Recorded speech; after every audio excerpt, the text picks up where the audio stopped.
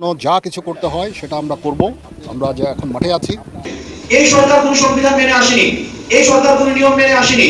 সুতরাং এফএসি আবার যদি সেটা পূরণ করার চেষ্টা করে তাহলে সেটা পুরো জাতিকে আবার হতাশ করবে।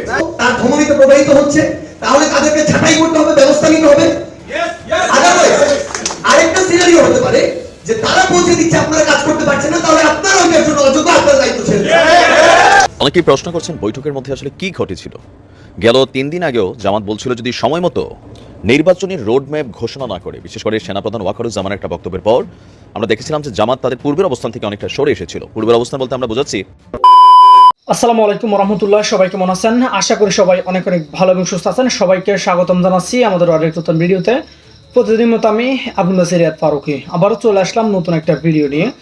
দর্শক, আজকের ভিডিওটি অনেক অনেক গুরুত্বপূর্ণ। ইতিমধ্যে টাইটেল এবং থাম্বনেল দেখে ইতিমধ্যে বুঝতে পেরেছেন। আজকে কথা বলবো বর্তমান সময়ের খুবই গুরুত্বপূর্ণ একটা বিষয়। আপনারা জানেন ইতিমধ্যে বৈষম্য বিরোধী ছাত্র আন্দোলনের ডাকেই কিন্তু আওয়ামী লীগ সরকারের পতন হয়, এরপরে গঠিত হয় অন্তর্বর্তীকালীন সরকার। এরপরে ইতিমধ্যে আপনারা জানেন প্রধান উপদেষ্টা হিসাবে বর্তমানে রয়েছেন ডক্টর মোহাম্মদ ইউনূস। ইতিমধ্যে আমরা আওয়ামী লীগ সরকার পতনের পরে আর যাই হোক না কেন, মানুষের যে বাকস্বাধীনতা বা মানুষ যে কথা বলতে পারা, যে বিষয়টা স্বাধীনভাবে যে কারো ব্যক্তির সমালোচনা করার যে একটা যে বিষয়টা ইতিমধ্যে উন্মুক্ত করে দিয়েছেন বা প্রকাশ্য বলেছেন যে কোনোভাবে সমালোচনা করা যাবে এই সরকার, সেটা কিন্তু ডক্টর মোহাম্মদ ইউনূস এবং তার অন্তর্বর্তীকালীন সরকার উপদেষ্টারা নিজেরাই বলেছেন।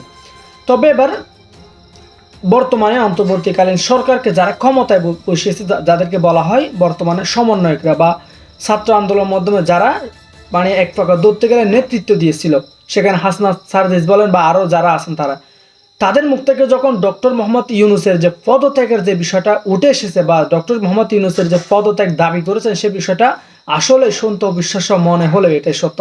এবার ডক্টর মোহাম্মদ ইউনূসের পদত্যাগ দাবি করলেন বর্তমান দুই সমন্বয়ক হাসনাত আবদুল্লাহ এবং সারজিস আলম। কিন্তু কেন, সে বিষয়টা নিয়ে আমরা আপনাদেরকে বিস্তারিত জানাবো। অন্যদিকে এবার বর্তমানে অর্থাৎ দেশের যে হিন্দু সংখ্যালঘুরা আছে তাদেরকে নিয়ে একটা বার্তা দিয়েছেন বর্তমান বাংলাদেশ সেনাবাহিনীর জেনারেল ওয়াকারুজ্জামান। তার বক্তব্যটা শুনবো। অন্যদিকে আপনারা জানেন ইতিমধ্যে আজকে কিন্তু বাংলাদেশের যেসব রাজনৈতিক দল আছে তাদের সাথে বৈঠক করেন অন্তর্বর্তীকালীন সরকারের প্রধান উপদেষ্টা ডক্টর মোহাম্মদ ইউনূসের সাথে। ইতিমধ্যে বাংলাদেশের দলের যেসব নেতাকর্মীরা আছে তারা কিন্তু দেখা করেছেন এই বিষয়ে। ইতিমধ্যে জামাতকে একটা বার্তা দিয়েছেন বর্তমান অন্তর্বর্তীকালীন সরকার, যে বার্তাটা শুনে রীতিমতো অবাক হয়ে গেছেন এবং এক প্রকার ধরতে গেলে নিশ্চুপ ভূমিকায় চলে গেছেন জামাত ইসলামী। এই বিষয়টা আমরা নাইম ভাইয়ের মুখ থেকে কিছু কথা শুনবো। বুঝতে পেরেছেন আজকের ভিডিওটি অনেক অনেক গুরুত্বপূর্ণ, তাই সবাইকে অনুরোধ করবো এক মুহূর্ত না টেনে সবাই একটা লাইক দিয়ে সবাই ভিডিও সহকারে দেখতে থাকুন। দর্শক, আর বেশি কথা বাড়াচ্ছে না, বা সরাসরি একটা ভিডিও ফুটেজের মাধ্যমে একটু বিস্তারিত ধর্মাবলম্বীদের নির্ভয়ে পূজা মণ্ডপে যাওয়ার আহ্বান জানিয়েছেন সেনাপ্রধান জেনারেল ওয়াকারুজ্জামান। সারা দেশে পর্যাপ্ত পরিমাণে সেনা মোতায়েন করা হয়েছে বলেও জানিয়েছেন তিনি। এদিকে আনসার বাহিনীর মহাপরিচালক দাবি করেছেন বিক্ষুব্ধ সাধারণ আনসার সদস্যদের বিরুদ্ধে ব্যবস্থা নেওয়া হয়েছে। শনিবার বিকেলে রাজধানীর ঢাকেশ্বরী মন্দির পরিদর্শন করেন সেনাবাহিনী প্রধান জেনারেল ওয়াকারুজ্জামান। মন্দিরের সার্বিক নিরাপত্তা পরিদর্শন শেষে তিনি সাংবাদিকদের জানান, অন্তর্বর্তীকালীন সরকারের নির্দেশনা অনুযায়ী সেনাবাহিনী আইন শৃঙ্খলা পরিস্থিতি নিয়ন্ত্রণে দেশব্যাপী সেনাবাহিনী নিয়োজিত থেকে পূজা মণ্ডপ সমূহের নিরাপত্তা নিশ্চিতকল্পে তৎপর রয়েছে। দেশে সবার অধিকার আছে, সম অধিকার আছে, সবাই যার যার ধর্ম শেষে পালন করবে। সেজন্য যা কিছু করতে হয় সেটা আমরা করব। আমরা যে এখন মাঠে আছি, আপনারা নির্ভয়ে আপনাদের পূজা মণ্ডপে যাবেন, আপনাদের এই পূজা করবেন। এর আগে রাজধানীর খিলগাঁওয়ে আনসার ও গ্রাম প্রতিরক্ষা বাহিনীর সংবাদ সম্মেলনে কথা বলেন মহাপরিচালক মেজর জেনারেল আব্দুল মোতালেব সাজ্জাদ মাহমুদ। তিনি বলেন, বিক্ষুব্ধ আনসার সদস্যদের নিয়ে অসন্তোষ তৈরি হওয়ার কোনো সুযোগ নেই, কারণ এরই মধ্যে বিক্ষুব্ধ ৮৬১১ জন সাধারণ আনসার সদস্যের বিরুদ্ধে আইনানুগ ব্যবস্থা নেওয়া হয়েছে। ৪৪৭ জনকে আমরা অলরেডি আইনি প্রক্রিয়ায় অ্যারেস্ট আছে। আশা করি যে এবারও ইনশাল্লাহ আমাদের আনসার এবং বিডিবির সদস্যরা তারা তাদের আস্থার জায়গাটি আমাদের জনগণের সামনে আবারও প্রমাণ করবে ইনশাল্লাহ। মাঠের অলরাউন্ডার আমি, আর ঘরের অলরাউন্ডার টাইলার। যারা রয়েছে তাদেরকে অনুধাবন করতে হবে। এই সরকার কোন সংবিধান মেনে আসেনি, এই সরকার কোন নিয়ম মেনে আসেনি। সুতরাং এই ফ্যাসিবাদ ব্যবস্থা বিলোপ করার জন্য সংবিধানের দোহাই দিয়ে, কোন নিয়মের দোহাই দিয়ে আবার যদি সেটাকে প্রলং করার চেষ্টা করে, তাহলে সেটা পুরো জাতিকে আবার হতাশ করবে। আওয়ামী ফ্যাসিজমের একটা ধরন ছিল। 2009 সালে যখন এই গভর্নমেন্টটি গঠন হয়, আওয়ামী ফ্যাসিজমের আমি একটা রিপোর্ট পড়ছিলাম গত কিছুদিন আগে।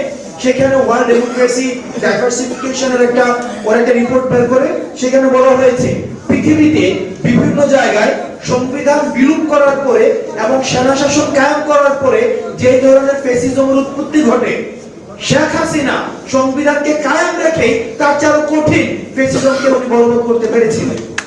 তো যেই সংবিধান আমাদেরকে একটা ফ্যাসিস্ট ব্যবস্থা কাঠামোকে আমাদেরকে উপহার দিয়েছে, এই সংবিধানকে বিদ্যমান রেখে আমরা আশা করতে পারি না যে আমাদের বিডিআর বিদ্রোহ থেকে শুরু করে এই সরকারের আমলে যত অপশাসন হয়েছে সেই অপশাসনগুলোর বিচার আমরা নিশ্চিত করতে পারবো। সুতরাং দ্রুততম সময়ের মধ্যে আমাদের যে বিদ্যমান যে সংবিধানটি রয়েছে, এই বিদ্যমান সংবিধানটিকে বাতিল করে দিয়ে সংবিধান অবশ্যই আবার চালু করা হবে। এই যে দোসররা ছিল, তাদেরকে যদি শুধুমাত্র চাকরিচ্যুত করার মাধ্যমে আজকের এই ঘটনাটি শেষ করে দেওয়া হয়, তাহলে আগামীতে যে ঘটনাটি হবে সেটি হচ্ছে যে অনেকে আবার কোন একটি ফ্যাসিস্টের দোসর হয়ে এমন কিছু ঘটনা করবে যে ঘটনা হয়তো সে কয়েকশো কোটি টাকা বাগিয়ে নিবে, অসংখ্য মানুষের জীবনহানি করবে, কিন্তু তার মাথায় এই চিন্তাটি কাজই করবে না যে এই কারণে যদি আমার শাস্তি শুধু এটি হয় আমি চাকরি হারাবো আর কিছু না হয়, তাহলে আমি চাকরি হারাই, আমি তো কয়েকশো কোটি টাকা পেয়ে যাচ্ছি, দেশ এবং দেশের বাইরে পুনর্বাসন পেয়ে যাচ্ছি, তাহলে আমার চাকরি চলে গেলে সমস্যা কোথায়? সেই জায়গা থেকে আমরা আমাদের জায়গা থেকে স্পষ্ট করে অন্তর্বর্তীকালীন সরকারকে একটি কথা বলি, তাদের বিরুদ্ধে প্রত্যক্ষ প্রমাণগুলো রয়েছে, ডকুমেন্টগুলো রয়েছে, তাদের বিরুদ্ধে অবশ্যই এই ব্যবস্থাটি নিতে হবে। আমরা স্পষ্ট করে এখন দেখি যে ফ্যাসিস্টের দোসররা তাদের জায়গা থেকে হুকুম দিয়ে ছাত্রলীগ, যুবলীগ, আওয়ামী লীগকে অবৈধ অস্ত্র সাপ্লাই দিয়ে আমার দেশের এই যে জনগণ যারা সত্যের পক্ষে নেমেছিল তাদের বিরুদ্ধে গুলি ছড়ানো হয়েছে, রক্ত ঝরানো হয়েছে, মানুষকে নির্মমভাবে হত্যা করা হয়েছে। সেই যে দোসররা ছাত্রলীগ, যুবলীগ, আওয়ামী লীগের, তারা হয় দেশের ভিতরে এখনো আছে, না হয় দেশের বাইরে পালিয়ে যাচ্ছে। এই যে পালাতে পারছে, তাদের যে ইনফরমেশনটি, এই ইনফরমেশনটি তো ওই গোয়েন্দা সংস্থার তো অবশ্যই সরকার কাছে পৌঁছে দেওয়ার কথা ছিল। এগুলো দুটি জিনিস হতে পারে, হয় তারা পৌঁছে দিচ্ছে না, তার মানে অবশ্যই তারা এখন ওই দোসরদের যে রক্ত তার ধমনীতে প্রবাহিত হচ্ছে, তাহলে তাদেরকে ছাঁটাই করতে হবে, ব্যবস্থা নিতে হবে। আরেকটা সিনারিও হতে পারে যে তারা পৌঁছে দিচ্ছে, আপনারা কাজ করতে পারছেন না, তাহলে আপনারা ওইটার জন্য অযোগ্য, আপনারা দায়িত্ব ছেড়ে দেন। আমরা আজকে অনেকে বলছি যে এই আওয়ামী লীগের অনেক এমপি মন্ত্রী, তাদের মধ্যে তো অনেক ভালো ছিল। স্পষ্ট একটি কথা হচ্ছে, এই আওয়ামী লীগের যে এমপি মন্ত্রীরা, এমপি মন্ত্রী হওয়ার পরে তাকে আপনি ভালো খারাপ দিয়ে কাজ করছেন, কিন্তু সে ওই এমপি হয়ে সংসদে গিয়ে 16 বছর যে ফ্যাসিস্ট আওয়ামী লীগের সংসদকে পরিচালিত করেছে, সেই কথা কেন আপনি বলছেন না? তাদের যদি ন্যূনতম ওই ব্যক্তিত্ব থাকতো, তাহলে তারা ভালোটাকে ভালো বলতো, খারাপটাকে খারাপ, অন্তত ওই খারাপের সাথে যুক্ত হয়ে ওই সংসদে গিয়ে এমপির আসনটিকে দুষ্কৃতিকারীদের মতো ওইভাবে অলঙ্কৃত করতো না। তাই যারা প্রত্যক্ষ এবং পরোক্ষভাবে ওই সরকারকে, ফ্যাসিস্ট আওয়ামী লীগকে সহযোগিতা করেছে, তাদের বিরুদ্ধে যে ব্যবস্থা নেয়া, সেই ব্যবস্থা এই অন্তর্বর্তীকালীন সরকারকে তাদের সময় শেষ করতে হবে।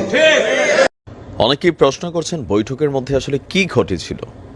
গেল 3 দিন আগেও জামাত বলছিল যদি সময় মতো নির্বাচনী রোডম্যাপ ঘোষণা না করে, বিশেষ করে সেনাপ্রধান ওয়াকারুজ্জামানের একটা বক্তব্যের পর আমরা দেখেছিলাম যে জামাত তাদের পূর্বের অবস্থান থেকে অনেকটা সরে এসেছিল। পূর্বের অবস্থান বলতে আমরা বোঝাচ্ছি ডক্টর মোহাম্মদ ইউনূসের সরকার ক্ষমতা গ্রহণের পর সরকার যখন বলল যে সংস্কার প্রক্রিয়া চলবে, তারপরে নির্বাচন। তো প্রথম দিকে জামাত খুবই শান্ত ছিল, তারা এটার সাথে সহমত ছিল। এরপর আমরা দেখলাম বিএনপি সহ অন্যান্য দলগুলোর সাথে সহমত পোষণ করে তারাও অ্যাজ সুন অ্যাজ পসিবল নির্বাচনের ইস্যুটাতে শক্ত ভূমিকা রাখার জন্য ঘোষণা দিল। ইভেন 3 থেকে 4 দিন আগে তারা ঘোষণা দিয়েছিল যদি নির্বাচনের রোডম্যাপ সামনে না আসে তাহলে হাতে হাড়ি ভেঙে দেবেন। এখন আজকের বৈঠকের পর জামায়াতের আমির ডক্টর মোহাম্মদ শফিকুল ইসলাম তিনি যে বক্তব্য দিয়েছেন, আপনি একজন সাধারণ জনগণ হিসাবে অথবা দলের কর্মী হিসাবেও কিভাবে নিচ্ছেন বিষয়টা? ওই বৈঠকের মধ্যে আসলে কি কি ঘটেছে, কেনই হঠাৎ করে 3 দিন বা 4 দিন আগের যে বক্তব্য সেখান থেকে সরে এসে আবারও একটা ব্ল্যাঙ্ক চেক দিলেন? আমার কাছে মনে হচ্ছে যে ডক্টর মোহাম্মদ ইউনূসকে। তবে এই চেকটা টাকার না, এটা ব্ল্যাঙ্ক চেকটা হচ্ছে সময়ের একটা চেক দিয়েছেন। আজকে আপনার 5ই অক্টোবর বিকেল 5টার দিকে প্রধান উপদেষ্টার সাথে আপনার সংলাপ শেষে জামায়াতের আমির তিনি বলছেন, নির্বাচন থেকে সংস্কার এই মুহূর্তে বেশি গুরুত্বপূর্ণ, আর এই সংস্কার প্রক্রিয়া কমপ্লিট করতে অন্তর্বর্তী সরকারের যে সময়টুকু লাগে ওই সময়টুকু পুরাটাই জামায়াত ইসলাম অন্তর্বর্তী সরকারকে দেবে। কিন্তু বিএনপির অবস্থানটা আবার একটু ভিন্ন। রাষ্ট্র সংস্কার কার্যক্রম শুরুর আগে ডক্টর মোহাম্মদ ইউনূসের নেতৃত্বাধীন এই উপদেষ্টা পরিষদের সাথে বৈঠকে দলের পক্ষ থেকে কিছু মৌলিক প্রস্তাবও উত্থাপন করা হয়েছে। আর সংস্কার প্রক্রিয়াটাতেও কি কি হবে না হবে এ বিষয়ে জামায়াত ইসলাম নিজেদেরও একটা রূপরেখা তুলে ধরবেন আগামী 9 অক্টোবর। তো প্রধান উপদেষ্টার সাথে সংলাপ শেষে বের হয়ে তিনি বলছেন, এই সরকার একটা নির্দলীয় সরকার, তারা দেশ শাসন করতে আসেনি, দেশ শাসনের সুষ্ঠু পথ বিনির্মাণের জন্য এসেছেন। যদিও অলরেডি এই সরকারকে নিয়ে অনলাইন কিং যিনি আছেন পিনাকিদা বা আরও যারা আছেন তারা কিন্তু বলছেন যে আস্তে আস্তে মিশরের সিসির মতন এই সরকার বসে যাবে, সেনা সমর্থিত সরকার হবে, আরও নানান ধরনের বক্তব্য কিন্তু প্রতিদিনই আপনারা শুনছেন। ইভেন এই সরকারটা হাইজ্যাক হয়ে যাবে, ভারত কর্তৃক পরিচালিত হবে, এরকম নানান বক্তব্যের মধ্যে হঠাৎ করে জামাতের এই সার্টিফিকেটটা দেওয়া অন্তর্বর্তী সরকারকে এটা খুবই পজিটিভ একটা অবস্থানে নিয়ে যাবে অন্তর্বর্তী সরকারের মেয়াদকালটাকে। তিনি বলছেন যে গত 3টা নির্বাচনে জাতি বঞ্চিত হয়েছে, আমরা জাতির সামনে একটা গ্রহণযোগ্য, সুষ্ঠু, শান্তিপূর্ণ নির্বাচন উপহার দেওয়ার পরিবেশ তৈরি করে দেওয়া আমরা মনে করছি মূল কাজ। সেজন্য মৌলিক বিষয়ে তাদের কিছু সংস্কার করতে হবে। কি কি মৌলিক বিষয়ে সংস্কার করা উচিত সেই বিষয়েও তারা কথা বলেছেন, আর আগামী 9 অক্টোবর জাতির সামনেও তারা সেটা তুলে ধরবেন। তাদের বক্তব্য হচ্ছে কি কি সংস্কার এই মুহূর্তে প্রয়োজন, কি কি সংস্কার পরবর্তী সময় লাগবে সেই বিষয়গুলো তারা জাতির সামনে নিয়ে আসবে। বলছেন যে জনগণ এবং সরকার একসঙ্গে কিভাবে আইনশৃঙ্খলা পরিস্থিতিকে উন্নতি করতে পারে সেই বিষয়ে কথা হয়েছে। পাশাপাশি বর্তমানে যে সরকার আছে তারা কোনো ধরনের পক্ষ বিপক্ষের মানসিকতা না নিয়ে নিরপেক্ষ দৃষ্টিকোণ থেকে দেশকে একটা ভালো পর্যায়ে নির্বাচনে দিতে সক্ষম হবে বলেই তিনি মনে করছেন। তো তিনি বলছেন যে আমরা শুরু থেকে বলে আসছিলাম সংস্কারের জন্য সরকারকে যৌক্তিক সময় দিতে চাই, সেই যৌক্তিক সময়টা কি হবে এটা নিয়ে অচিরে আমরা কাজ করতে চাই, আমরা এভাবে সামনে এগোতে থাকব। তো এখন অপরদিকে বিএনপির বক্তব্যগুলো পরবর্তী ভিডিওতে আমি আলাদাভাবে তুলতে যাচ্ছি। তো জামায়াত ইসলামের যে বক্তব্যটা খুবই ক্লিন, সরকার কোনো দল ঘেঁষা অথবা কোনো রাষ্ট্র ঘেঁষা অথবা এই সরকার ক্ষমতায় থাকবে, ক্ষমতা টেক ওভার করবে, নানান যে আলোচনাগুলো সেগুলো থেকে কিন্তু ডক্টর ইউনূসের সরকারকে একটা ক্লিন সার্টিফিকেট দিয়ে দিলেন যে জনমনে এটা নিয়ে যেন আর কোনো সন্দেহ না থাকে। তবে বিএনপির হিসাবের জায়গাটা একটু আলাদা। আপনি কি মনে করছেন জামায়াত ইসলামের যে সিদ্ধান্ত সেটা কত? দর্শক বিষয়টা নিয়ে আপনার মতামত জানতে চাই, কমেন্ট সেকশনে জানাতে ভুলবেন না। আর কে কোথা থেকে আজকের ভিডিওটি দেখেছেন দ্রুত কমেন্টে জানিয়ে ফেলুন। ভালো থাকবেন, সুস্থ থাকবেন। আজকের ভিডিও সম্পর্কে আপনার মতামত কমেন্টে জানান। ধন্যবাদ সবাইকে, ভালো থাকবেন, সুস্থ থাকবেন। চ্যানেলে নতুন থাকলে চ্যানেল সাবস্ক্রাইব করে সাথে থাকবেন। আল্লাহ হাফিজ।